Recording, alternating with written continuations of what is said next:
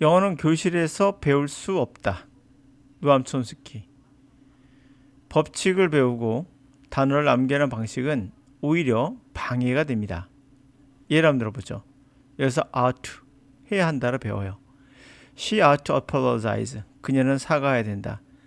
자, 이렇게 배우면 되겠군 하고 착각하기 쉽죠. 두 번째 문장을 보면 이 ought to가 한번 이렇게 여러분들에게 고정이 되면, 다시 말해 머리에 암기가 되면 이에 복종되게 됩니다. 유연성이 떨어지고 The concert ought to only take about 2 hours. 콘서트는 단지 해야 한다. 2시간이 걸려야 한다. 그래서 우리는 12시가 되면 집에 돌아올 것이다. 하는 순간 여러분들은 해야 한다가 한번 꽂혀 있기 때문에 이 단어가 이것도 반드시 그렇게 해석을 한번 거치게 돼요. 그러니 이상하기 때문에 사전을 뒤져보거나 선생님한테 묻게 되죠. 그러면 해야 한다가 있지만 두 번째가 추측이 있다는 거죠. 아, 그렇구나 하면서 추측을 또 암기합니다. 여러분들 벌써 이 단어에 두 개를 암기하고 있어요. 어느 때 추측이고 어느 때 해야 한다를 두 가지를 암기한 상태에서 그때그때 적용해 가면서 하기 때문에 오히려 여러분들은 시간이 더디고 해석이 자유롭지가 못하죠.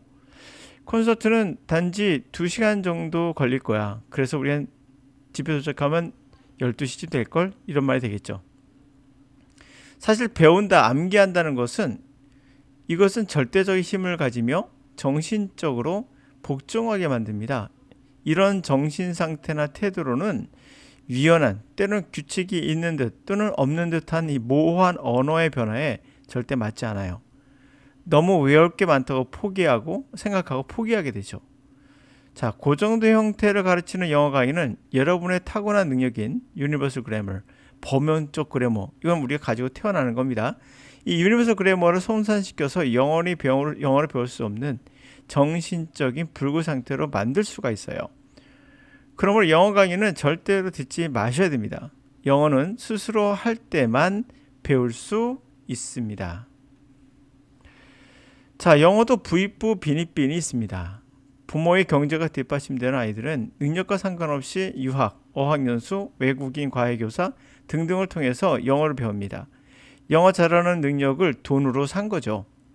불공평하지만 사실입니다. 그런데 더 악마적인 것은 돈 없는 대다수는 영어 학원이라는 데를 보내죠. 그나마 저렴하니까요. 영어 학원에서 강사들의 쓸데없는 영어 강의를 돈 주고 수업을 듣는 그 자체가 더 짜증이 나죠. 이 강의를 들으면 들을수록 영어를 더 못해, 더 망가지는 현상, 이것을 모르고 있죠.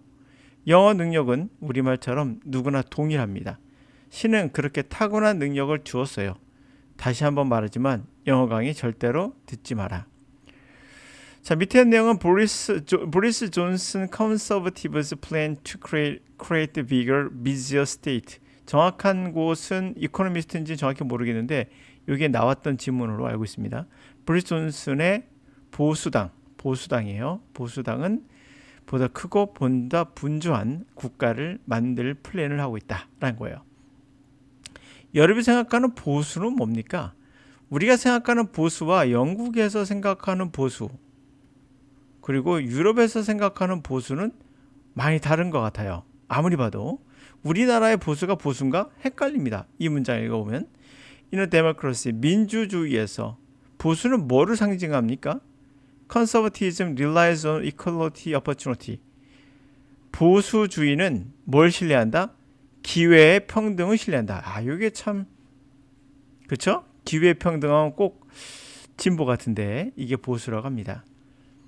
In race life, 삶의 경주에서 in which only some get prize, 단지 일부만이 상을 받겠죠. is seen as illegitimate. 이것이 굉장히 부당하게, 부조리하게 보일 수도 있습니다. Unless everybody gets a fair start. 공정한 시작을 하지 않는다면 그렇겠죠. 그러나 in the past 4 decades, 지난 40년 동안 the starting line, 이 출발선이 has become more uneven, 균등하지 못해왔습니다. As successful, 성공한 사람들은 have hoarded resource, 자원을 비축해 놨어요. for their children, 그들의 아이들을 위해서.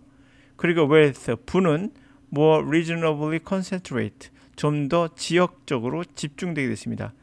우리나라 서울이 전체 우리나라의 재산의 몇 프로인지 기억이 안 나는데요. 70%인가요? 정확히 기억이 안 납니다. 90%였나요? 하여튼 상당히 많은 재산을 갖고 있고, 또 강남 또 일부가 그 돈에 얼마를 갖고 있고, 이렇게 부의 불균형이 좀 있죠. 그것을 비난하고 있는 겁니다.